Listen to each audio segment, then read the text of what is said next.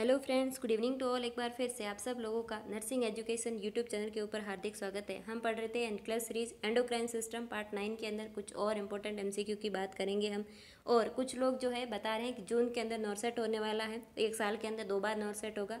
अगर ऐसा हो जाता है तो अपने लिए तो ये बहुत अच्छी अपॉर्चुनिटी है। एक साल के अंदर आपको 2 बार एग्जाम देने को मिलेगा।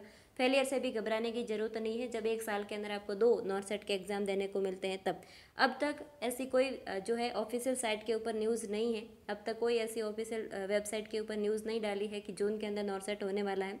अगर जून के अंदर ऐसी न्यूज़ आ जाती है ऑफिशियली कि जून के अंदर नॉर्सेट होगा तो अपन नंबर ऑफ़ एमसीक्यू बढ़ा देंगे। और बाकी भी चीज़ें जो एग्ज़ाम के लिए ज़रूरी है वो चीज़ें भी मैं अपलोड करूँगी इस यूट्यूब चैनल के ऊपर। आप अपनी पढ़ाई की कंसिस्टेंसी को लगातार मेंटेन करें और इसी से आपका सिलेक्शन होगा। तो आज हम पढ़ रहे हैं एंडोक्राइन सिस्टम पार्ट 9। इसका फर्स्ट एमसीक्यू आप सबके लिए है। आप सब लोगों को इस लाइव सेशन के अंदर लगातार अपने जवाब देते रहना है और अपने नॉलेज को मजबूत बनाना है, अपने अंदर कॉन्फिडेंस को बनना है ताकि आप एग्जाम को जो है अच्छे से क्लियर कर पाए। तो कल हमने पढ़ा था एडिसन डिजीज़ के ही कुछ एमसीक्यू को सॉल्व करते हुए अपन एंटर होंगे कुशिंग डिसऑर्डर के अंदर और उसके कुछ एमसीक्यू सॉल्व करेंगे। तो पहला एमसीक्यू आप सबके लिए कह रहा है, a nurse is assessing a client with Addison disease, the nurse should review laboratory report for which of the following. एक मरीज आपके पास आया, वो कैसा है, एडिसन डिजीज़ का है और आप उसकी लैब की रिपोर्ट देख रहे हैं। किस चीज़ के लिए देखेंगे कि एडिसन डिजीज़ के अंदर ऐसा सिम्टम आता है। ऑप्शन ए के अंदर लिखा है हाइपोकैलीमिया, ऑप्शन बी के अंदर लिखा है हाइपरनेट्रीमिया, ऑप्शन सी के अंदर लिखा है हाइपोग्लाइसीमिया, ऑप्शन डी के अंदर लिखा है decrease blood urea nitrogen level. तो जब ये जो ब्लड यूरिया नाइट्रोजन लेवल कब बढ़ता है, जब किडनी के फंक्शन डिस्टर्ब होते हैं, किडनी फेलियर वाले सिम्टम आते हैं, जब किडनी का परफ्यूजन प्रॉपर नहीं होता है, तो ऐसी कंडीशन के अंदर BUN का लेवल बढ़ता है। तो ऐसी कंडीशन एडिसन डिजीज़ के साथ में नहीं होती है। ऑप्शन बी के अंदर लिखा है हाइपरनेट्रीमिया, तो हाइपरनेट्रीमिया नहीं होकर के इसके अंदर क्या होता है, हाइपो होता है। क्या होता है, सोडियम का लेवल कम हो जाता है। क्यों होता है, क्योंकि इसके अंदर मिनरलोकोर्टिकोइड एक हार्मोन है। मिनरलोकोर्टिकोइड जो होता है वो क्या करता है, पोटेशियम और सोडियम के लेवल को मेंटेन करने का काम करता है। जब मिनरलोकोर्टिकोइड बॉडी के अंदर नहीं है तो ऐसी कंडीशन के अंदर क्या होगा, हाइपोनेट्रीमिया होगा, हाइपरनेट्रीमिया नहीं होगा। ऑप्शन ए के अंदर लिखा है हाइपोकैलीमिया, तो एडिसन डिजीज़ के अंदर आपको स्पेसिफिक याद रखना है, हाइपोकैलीमिया नहीं होगा, इसके अंदर क्या होगा, हाइपोनेट्रीमिया के साथ में हाइपरकैलीमिया होता है। क्योंकि मिनरलोकोर्टिकोइड अगर बॉडी के अंदर है तो वो क्या करता है, इस अपने बॉडी के अंदर सोडियम को तो रिटेन करता है और बाहर किसको निकालता है, पोटेशियम को। एक्सेस पोटेशियम जो होता है उसको बाहर निकाल के बॉडी के अंदर नॉर्मल पोटेशियम के लेवल को मेंटेन करता है। और जब एडिसन डिजीज़ के अंदर मिनरलोकोर्टिकोइड हार्मोन नहीं है तो पोटेशियम बाहर नहीं जाएगा, इसलिए इसके अंदर क्या होगा, हाइपरकैलीमिया होगा। हाइपर जो है हाइपोकैलीमिया नहीं होगा। क्या होगा, इसके अंदर हाइपरकैलीमिया होगा। तो आंसर ए भी इसका गलत है।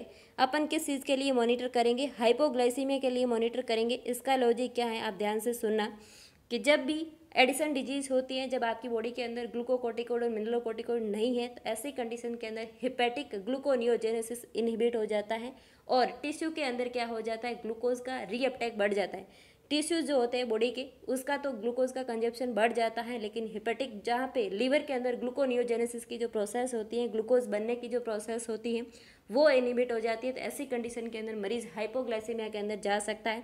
इसके अलावा मरीज हाइपोग्लाइसीमिया में कब जाता है, जब डायबिटीज़ वाला मरीज होता है, उसके साथ अपन इंसुलिन थेरेपी चलाते हैं, तो लगातार उसकी ग्लूकोज मॉनिटरिंग करते हैं कि एक्सेस इंसुलिन क्या कर सकता है, हाइपोग्लाइसीमिया कोज करवा सकता है।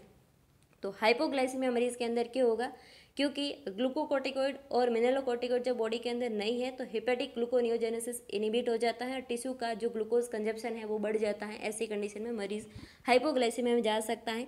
एक चीज़ जो मैंने आपको स्पेसिफिक बताई है कि एडिसन डिजीज़ के अंदर हाइपोकैलीमिया नहीं होगा, कभी भी हाइपरकैलीमिया होगा। ये चीज़ आपको ध्यान रखनी है। इसका रीजन है मिनरलोकोर्टिकोइड जब बॉडी के अंदर होता है तो वो एक्सेस पोटेशियम को बाहर निकालता है, सोडियम को रिटेन करता है। और जब ये नहीं है तो ऐसी कंडीशन के अंदर पोटेशियम बॉडी से बाहर एक्सक्रीट आउट नहीं होगा किडनी के थ्रू और इसके अंदर क्या हो जाएगा, हाइपरकैलीमिया हो जाता है। तो इसका आंसर क्या रहेगा, C is the correct answer. Next MCQ अपना, the nurse should tell the client to do which of the following when teaching the client about taking oral glucocorticoids. एक मरीज जो है वो क्या है, ओरल ग्लूकोकोर्टिकोइड्स ले रहा है, यानी कि स्टेरॉइड मेडिसिन ले रहा है, और वो कैसे लेनी है करेक्टली वो आप एक्सप्लेन कर रहे हो। तो इन चारों में से आप क्या एक्सप्लेन करेंगे। ऑप्शन ए के अंदर लिखा है take your medication with a full glass of water. Option B के अंदर लिखा है take your medication on empty stomach, भूखे पेट मेडिसिन लेनी है। ऑप्शन सी के अंदर लिखा है take your medication at bed time to increase absorption. तो कभी भी बेड टाइम कोई भी चीज़ खाने से उसका एब्जॉर्प्शन नहीं बढ़ता है, लेकिन इसका आंसर फिर भी सी रहेगा जो है, सॉरी सी नहीं रहेगा। ऑप्शन डी के अंदर लिखा है टेक योर मेडिकेशन विथ मील और विथ ऑन एंटासिड।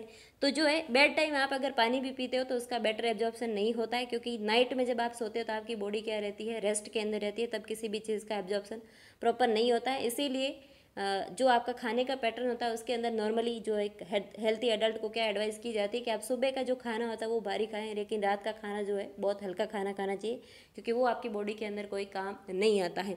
तो आंसर सी क्या है, गलत रहेगा। ऑप्शन ए बी के अंदर जो लिखा है एम्प्टी स्टमक, तो एम्प्टी स्टमक कभी भी स्टेरॉइड मेडिसिन नहीं लेनी होती।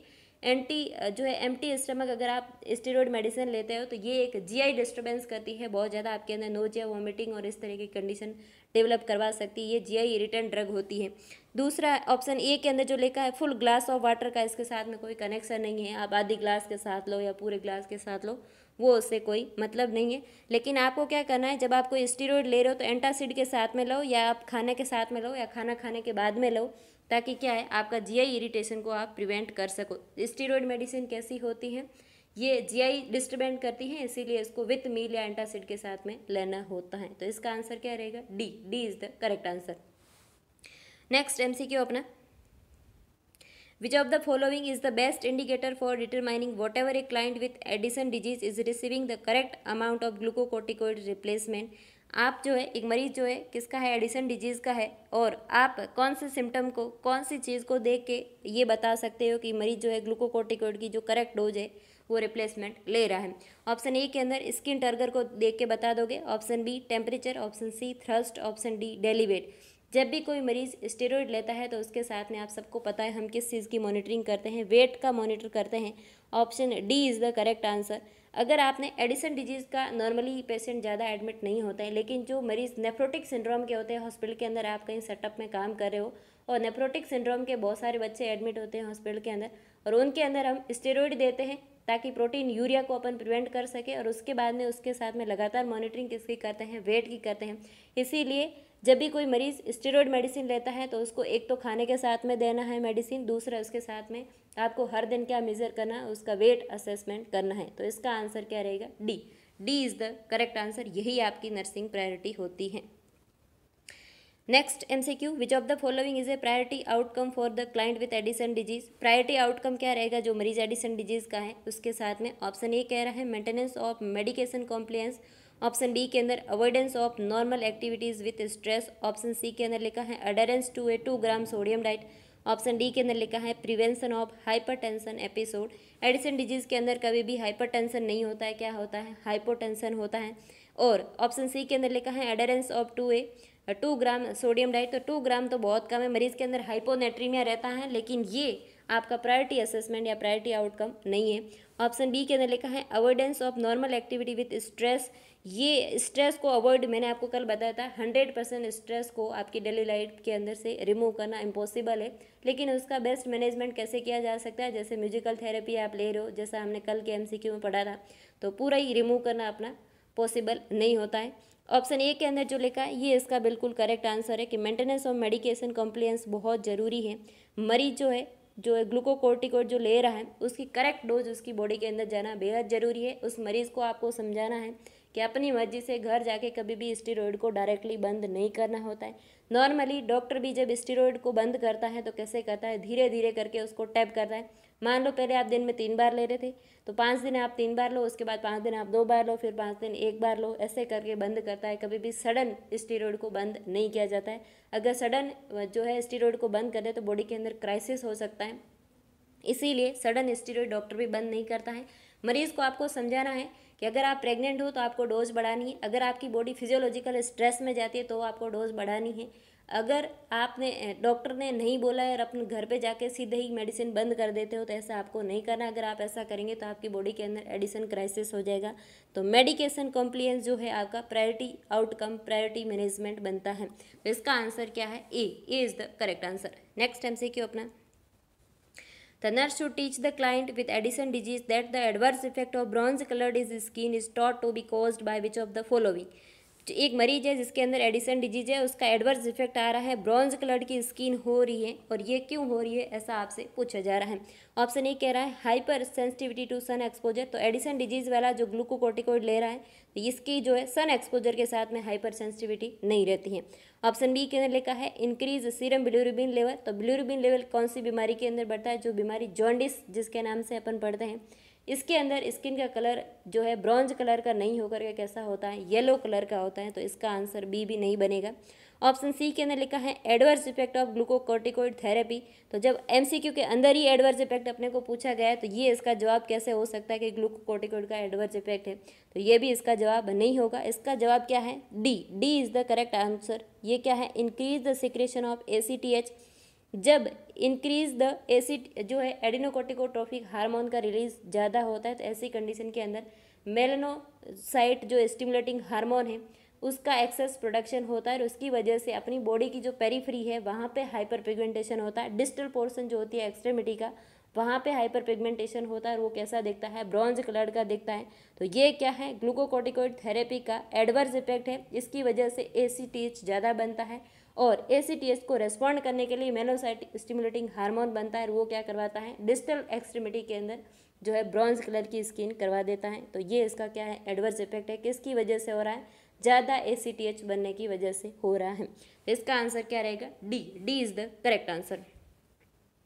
नेक्स्ट अपना MCQ है, the client report that she has gain weight and that her face and body are around her face and leg arm have become thinner. A tentative diagnosis of the Cushing disease is made when examine the client the nurse would expect to find।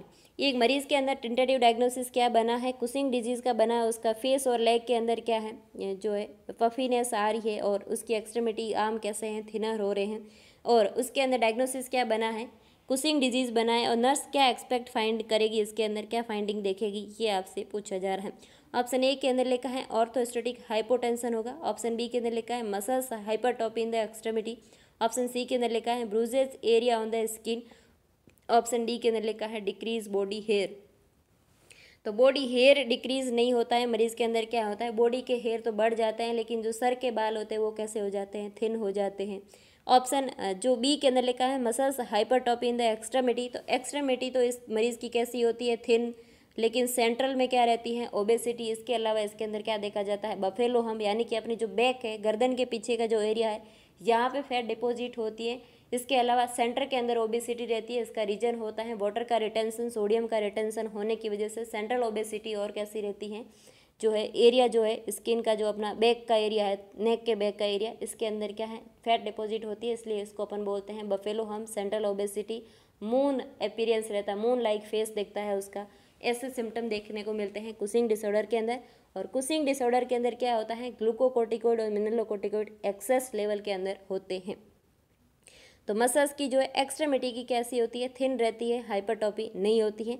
Option A के अंदर लिखा है orthostatic hypotension. तो hypotension तो Edison disease के अंदर हो सकता है, लेकिन इस बीमारी के अंदर क्या है, सोडियम रिटेन हो रहा है, वाटर रिटेन हो रहा है। ऐसे मरीज़ के अंदर हाइपरटेंशन हो सकती है, लेकिन हाइपोटेंशन इसके अंदर नहीं होता है। तो इसका आंसर क्या रहेगा, सी। C is the correct answer. इसके अंदर क्या है, जब ग्लूकोकोर्टिकोइड और मिनरलोकोर्टिकोइड, इसके अलावा एंड्रोजन हार्मोन जो ज़्यादा होते हैं, तो इसकी वजह से स्किन कैसी हो जाती है, स्किन और बॉडी की जितनी भी ब्लड वेसल्स होती हैं वो कैसी हो जाती है, फ्रेजाइल हो जाती है। वहाँ पे इजीली ब्रूजेज हो सकती हैं, area on the skin. Bruises on the area on the skin जो है इसका करेक्ट आंसर है। इसका रीजन क्या है, ये जो हार्मोन होते हैं इससे क्या है, सेंट्रल ओबेसिटी आती है, लेकिन एक्सट्रीमिटी कैसी हो जाती है, थिन। वहाँ की स्किन भी कैसी हो जाती है, फ्रेजाइल। बॉडी की जो ब्लड वेसल्स है वो भी कैसी हो जाएगी, फ्रेजाइल। जब फ्रेजाइल ब्लड वेसल्स है तो वहाँ पे थोड़ा सा भी कुछ लगा तो वहाँ पे क्या है, ब्रूजेज हो जाएगा। तो वो क्या है, इसका जो है क्लासिकल साइन देखा जाता है कुशिंग सिंड्रोम के अंदर। तो ये क्या है इसका answer, C. C is the correct answer. Next MCQ अपना, sign and symptom of Cushing disease include. Cushing disease के अंदर कौन सा साइन एंड सिम्टम आता है, ये आपसे पूछा जा रहा है। ऑप्शन ए के अंदर वेट लॉस, ऑप्शन बी के अंदर thin fragile skin, option C के अंदर हाइपोटेंशन, ऑप्शन डी के अंदर एब्डोमिनल पेन। तो मैंने आपको बताया था स्किन और जो है अपनी ब्लड वेसल्स की वॉल कैसी होती है, फ्रेजाइल हो जाती है। तो ये क्या है, इसका साइन है कुशिंग डिसऑर्डर का। वेट लॉस नहीं होता है, वेट गेन होता है, हाइपोटेंशन नहीं होकर के हाइपरटेंशन होता है, और एब्डोमिनल पेन की कंप्लेन इस बीमारी के अंदर नहीं होती है। तो इसका आंसर क्या रहेगा, B. B is the correct answer. Next MCQ अपना, Cushing disease is manifested by the excessive secretion of corticosteroid, the hormone involve are. Cushing disorder के अंदर क्या होता है, एक्सेसिव कॉर्टिकोस्टेरॉइड हार्मोन बनते हैं, और कौन कौन से हार्मोन इसके अंदर इन्वॉल्व होते हैं, ऐसा आपसे पूछा जा रहा है। ऑप्शन ए के अंदर लिखा है glucocorticoids and aldosterone. Option B के अंदर लिखा है ACTH यानी कि एडिनोकोर्टिकोट्रोफिक हार्मोन। ऑप्शन सी के अंदर लिखा है glucocorticoid, aldosterone and androgen. Option D के अंदर लिखा है कैटाकोलामाइन्स। ये जो कैटाकोलामाइन है ये कौन से हार्मोन होते हैं, जो एडिनल मेडुला होता है, एडिनल मेडुला वाला पार्ट है, जो एडिनल जो मेडुला है, ये कौन से हार्मोन है, एडिनल मेडुलरी हार्मोन है। कौन से है, एडिनल मेडुला वाले हार्मोन है, जिसके अंदर अपन नॉर एडिनलिन और एडिनलिन हार्मोन पढ़ते हैं। और ये एक इमरजेंसी हार्मोन होते हैं। जब भी आपने हॉस्पिटल सेटअप के अंदर देखा होगा कोई मरीज हाइपोटेंशन में जाता है तो उसके अंदर कौन सा इन्फ्यूजन अपन स्टार्ट कर देते हैं, नॉर एड का इन्फ्यूजन स्टार्ट कर देते हैं। इसके अलावा एडीआर ड्रग जो होती है वो मेडिकल लाइन का जो भी पर्सन होता है उसकी जेब में रहती है। कभी भी किसी मरीज़ के अंदर CPR होता है तो CPR के साथ में जिस ड्रग को रिपीट किया जाता है हर 2 से 5 मिनट के अंदर रिपीट किया जाता है एडीआर को, एडिनलिन को, वो क्या है, एक इमरजेंसी लाइफ सेविंग ड्रग के अंदर माना जाता है नॉरेड को और एडीआर को। तो हर 5 मिनट के अंदर CPR के साथ में जब तक उसकी पल्स वापस नहीं आ जाती मरीज़ को एडीआर का इंजेक्शन लगाया जाता है। तो ये कैटाकोलामाइन हार्मोन कौन बनाता है, एडिनल ग्लैंड के मेडुला वाले पार्ट बनाते हैं। और कुशिंग डिसऑर्डर किस कौन से हार्मोन का है, जो एडिनल ग्लैंड के कॉर्टेक्स वाले हार्मोन है, कॉर्टिकोस्टेरॉइड और मिनरलोकोर्टिकोइड, उसका डिसऑर्डर है। तो ये इसका आंसर नहीं होगा। इसके अलावा ग्लूकोकोर्टिकोइड इसके अंदर रहता है, एल्डोस्टेरोन रहता है, ये बात सही है, लेकिन एक और हार्मोन भी इसके अंदर रहता है, इसीलिए ये भी इसका करेक्ट आंसर नहीं है। ACTH नहीं रहता, इसका आंसर क्या रहेगा, ग्लूकोकोर्टिकोइड्स, एल्डोस्टेरोन और एंड्रोजन हार्मोन, ये तीनों हार्मोन इन्वॉल्व रहते हैं कुशिंग डिसऑर्डर के अंदर। तो इसका आंसर क्या रहेगा, सी इज़ द करेक्ट आंसर। तो आज के लिए इतना ही, हम मिलेंगे नेक्स्ट लेक्चर में। तब तक के लिए धन्यवाद। आप लोगों ने इस वीडियो लेक्चर से कुछ नया सीखा है तो आप इस वीडियो लेक्चर को दूसरे लोगों तक जरूर शेयर करें ताकि दूसरे लोग भी अपने साथ जुड़कर अपनी स्टडी को कंटिन्यू करेंगे। हम मिलते हैं कल राइट 11 बजे, रात को 11 बजे सोते वक्त इस सेशन को देखें, एंजॉय करें, नई लर्निंग करें। हर चीज़ को आप इंटरेस्ट लेके अगर स्टडी करेंगे तो आप जो है अच्छे से सीख पाएंगे। सारी चीज़ें जो है मैं यहाँ पे लिख नहीं पा रही हूँ क्योंकि मेरे पास बहुत बड़ा बोर्ड नहीं है, तो जो मैं बोलती हूँ उन चीज़ों के ऊपर फोकस करें कि क्या रैशनली बताया जा रहा है हर चीज़ का, उस चीज़ को समझने की कोशिश करें और अच्छे से अपनी स्टडी को कंटिन्यू करें। Thank you.